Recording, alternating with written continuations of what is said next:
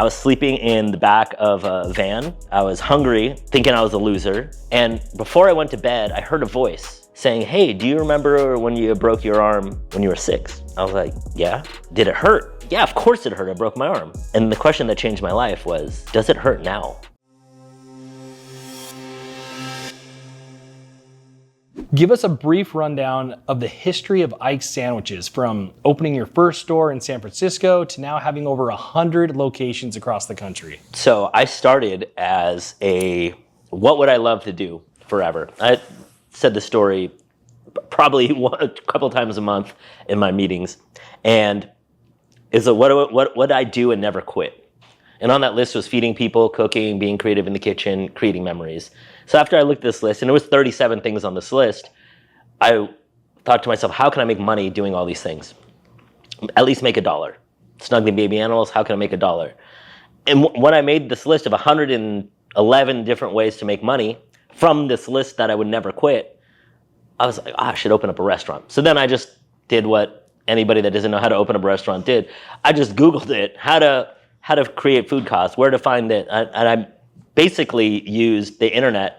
And I think now it'd be way easier to just put what you want to do in ChatGPT and say, give me steps 1 through whatever on how to open up a restaurant. But so I did that, and then I opened up hand you the keys too somehow. Yeah, exactly. Jeez. So I basically did that, checked off everything that I thought I needed to do, and then thought, oh well, I guess I should open up a restaurant. And that's basically the long short story of that.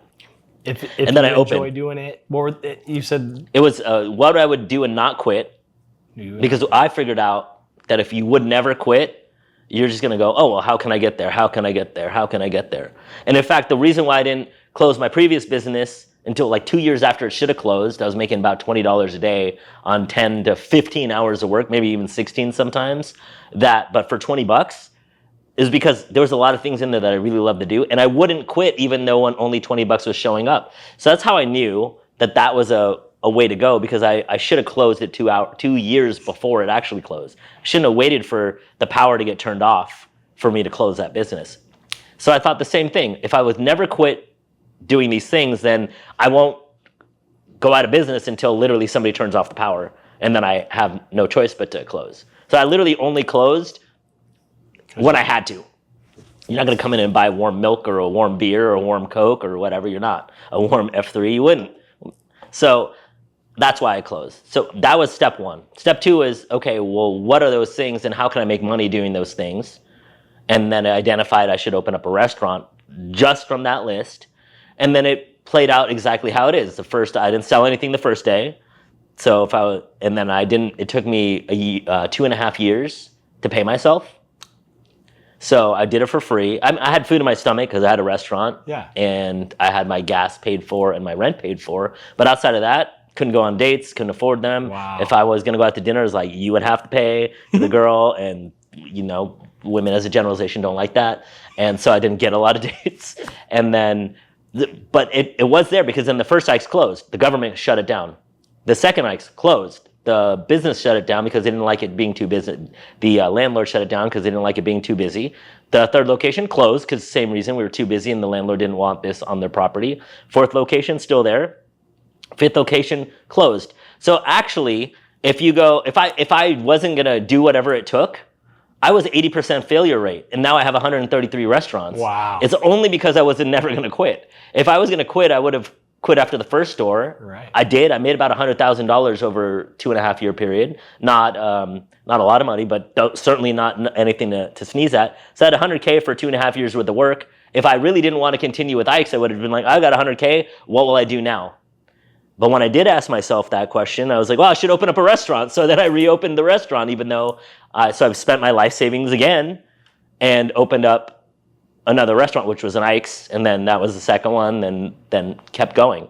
And every time it would shut down, I would just keep going. So that was basically the story of Ikes, but also the secret to the success, because I already knew I wasn't going to quit. So there wasn't a specific businessman or individual that kind of was a mentor or an inspiration for you to be like this? It was kind of just self. Well, not when I started, though. My father was an entrepreneur, and I would go with him to work when I was like 8, 9, 10. Yeah. So I did learn it from him. I also learned to show up every day, whether you're sick, whether you're hurt, whether you're sad, whether you got to show up to work, because that's just, it is. No matter what, I show up to work every single day. And I learned that from my dad. So I would say outside of my dad, there wasn't I'm going to go open up restaurants because so-and-so inspired me. It was, I figured out what to do based on what I would never quit. But I got the inspiration or entrepreneurship gene, I guess, from my dad, or watching my dad, yeah. How many hours a week were you working at the start? I mean, it sounded 24/7. In the start, so in the beginning, we opened 7 a.m. to 10 p.m. So I'd work basically 6 to midnight. Yeah. 6 a.m. to midnight. So what's that? Like 6 hours of sleep? 18 hours. A little bit less, because I live like 30 minutes away. So 5 hours of sleep. And then I adjusted the hours. And then once I started delegating, then I'd be like, okay, you're going to open the store. I'm just going to show up when it's time to be open. And then I'll leave when it's time to close. So eventually it ended up being 10 to 10 that I would work. 10 to 10, 7 days a week, give or take, like 360 days a year. Yeah, that's business life right there. It is not, it's not for the faint of heart. And this is what I love hearing is your success story. How early did you know that this is what you want to do? It sounded like this is from the list that you were able to identify you wanted to do, but was there anything before that you wanted to do? Like before, what do you mean? Before making sandwiches, making food, making memories, making people happy, what did you want to do, or was it always this?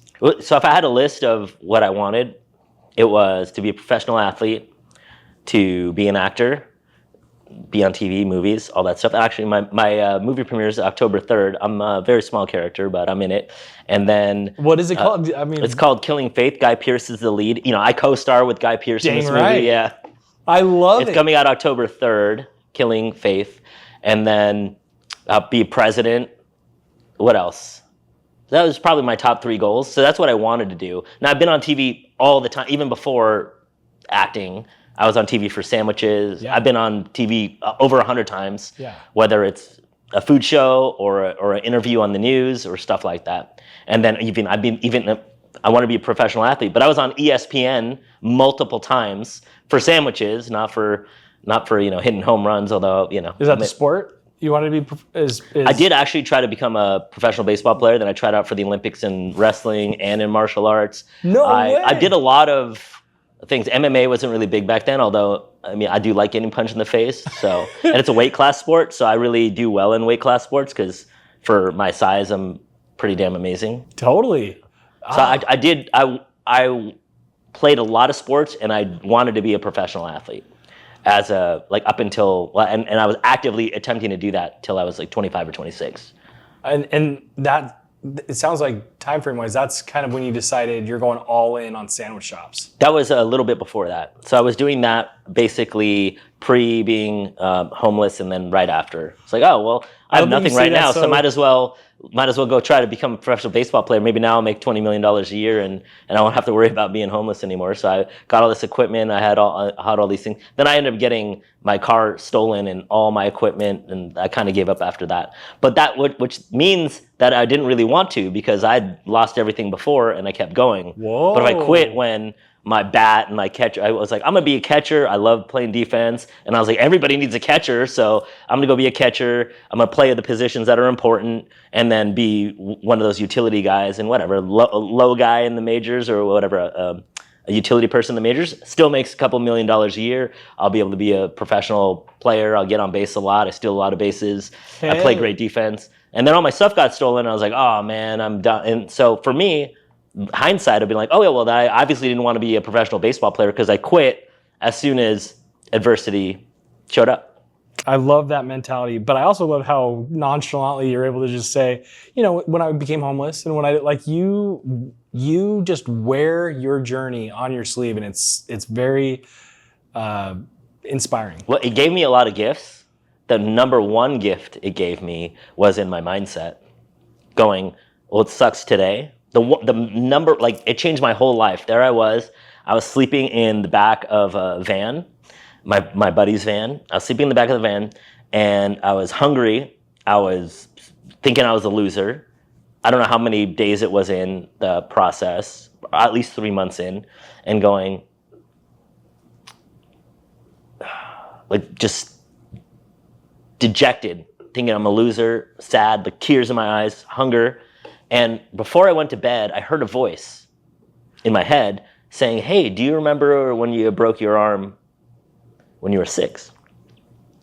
And I was like, yeah. And then I asked, did it hurt? It's like, yeah, of course it hurt. I broke my arm. And the question that changed my life was, does it hurt now? And I got chills in that moment. And I was like, no, it doesn't. And then he goes, hey, do you remember this girl? I go, yeah. Do you remember when you broke up? Yeah. Did it hurt? Yes. Does it hurt now? And then to an extent, we have relationships that we don't complete. But no, I am not like crying and not going to work and stuff. And then the voice just kept listing all these things that had happened. Did it hurt? Does it hurt now? And I went to bed that night genuinely believing today it didn't work out. But tomorrow, tomorrow's gonna be better. But I believed it. It wasn't like, oh, hey, let me think positively. I actually believed because I had in my own life evidence. I broke my arm. I don't even remember that it hurt, but I'm sure it hurt, right? I broke my arm, I had it in a cast, and then all these other things. So I knew no matter what, it freaking hurts right now. But if I ask myself now, did it hurt? Yes. Does it hurt right now? No, it doesn't. But I knew that when it happened. So instead of waiting for the time to pass, for the pain to go away, I just let the pain go away in that moment. And even though tomorrow I woke up and I was still homeless, still not knowing what I'm going to eat, still hoping that you would feed me or he would feed me or one of my friends would be like, hey, Ike, here's half of my sandwich.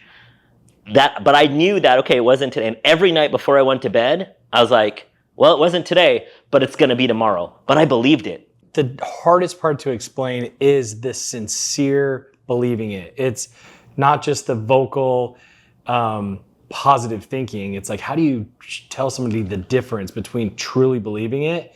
It's kind of like what Dave Chappelle said. He's like, I'm a powerful dreamer. And he manifests very well because he has what it's really hard to describe. You truly believe it. You're not saying it out loud, but you're kind of doubting it in the background. I don't know how else. It's like if you're if you're trying to explain colors to somebody who was born blind, how do you do it? Like, I know it's possible. I just don't know how you could truly tell somebody you have to believe it. Don't just, how would you do that? So when I teach people how to do this thing, so what I know about the human is we have our reptile brain that only cares about, are we alive? Are we alive? Are we dead? No, we're not dead. Great. All it cares about is the quantity of the experience. It doesn't really care about the quality, which is why often we're alive, but we don't like the life. They always say you got to believe it before you see it. You can help yourself see it also. So you got to believe it. You got to have your goal. You got to be like, I am whatever your goals are. Have that list. But you can also help your reptile brain see it. And so what really connected for me then was my reptile brain, which was feeling pain, literal hunger and sadness, was able to go, oh, yes, this other pain I've overcome. We all right now have evidence that we've not just overcome pain and gone through it, but that we still are alive today in spite of the pain. We all have that, whether it might not be the same experience as I have, but we each have our own. So if you just keep going, look, here's proof that pain is not forever. Here's proof that 99% of pain is not forever. Then you don't even need to see it. You already know it. You know it's true. Just pull proof. Wear the proof like a freaking badge. Look at what I've gone through. I can get through anything.